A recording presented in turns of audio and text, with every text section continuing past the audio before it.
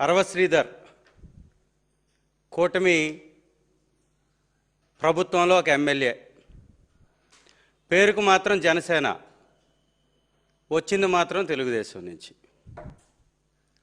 కీచక పర్వం ఈ రాష్ట్రంలో కొనసాగుతూనే ఉంది. ఆ రోజు ఆదిమూలం దగ్గర నుంచి ఈరోజు అరవ శ్రీధర్ దాకా. మధ్యలో శ్రీకాళహస్తిలో ఒక మర్డరే జరిగింది. అక్రమ సంబంధాలు లోబరుచుకొని భయపెట్టి మహిళల్ని లొంగదీసుకోవడాలు, ఈ రాష్ట్రంలో వ్యవహారాలన్నీ పక్కకెళ్ళిపోయాయి. 10 విహారయాత్రలు, 3 మర్డర్లు, 6 మానభంగాలు. ఇది ఈ రాష్ట్రంలో పరిపాలన.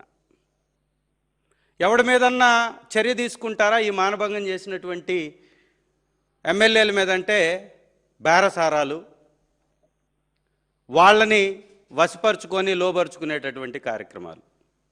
పవిత్రమైనటువంటి తిరుపతి వేదికగా జరిగినటువంటి ఒక మహిళకి జరిగిన అన్యాయాన్ని ఆ రోజు కానీ పట్టించుకున్నట్టయితే ఈరోజు అరవ శ్రీధర్ ఈ యొక్క ఘాతుకానికి పాల్పడతాడా?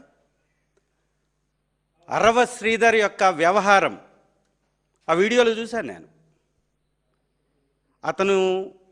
అతను జుహుత్సాకరమైనటువంటి వ్యవహారం, ఆ మెసేజ్లు, ఒక చిన్న బిడ్డ కలిగినటువంటి మహిళని కొట్టి లోబరుచుకున్నాడంట.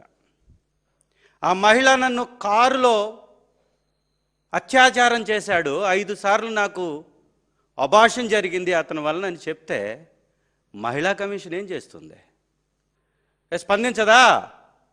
చంద్రబాబు నాయుడు గారు వద్దన్నారా? హోంమంత్రి గారు ఏం చేస్తున్నారు? ప్రతిపక్ష నాయకుడి మీద ట్వీట్లు వేసి అపహాస్యం చేయడం, ఇదేనా మీ యొక్క హోంశాఖ కార్యక్రమం? హోంశాఖ అంటే ఇంట్లో ఉండే శాఖగా మార్చేసింది అనితమ్మ. వర్క్ ఫ్రమ్ హోమ్గా చంద్రబాబు నాయుడు గారు అన్నారు కదా, పోలీసుల్ని వర్క్ ఫ్రమ్ హోమ్ నుంచి చేస్తామని.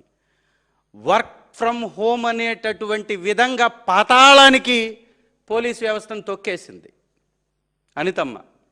హోంమంత్రి గారు సాక్షాత్తు ఈ రాష్ట్ర ముఖ్యమంత్రికి ఆ మహిళ సంక్రాంతి సందర్భంగా చంద్రబాబు నాయుడు గారు కుప్పం వెళ్ళి మరీ అర్జీ ఇచ్చిందంట చంద్రబాబు గారికి.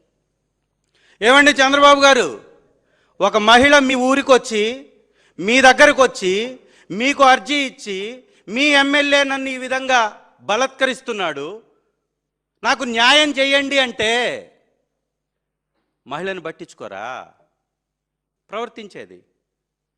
అదే మీ ఇంట్లో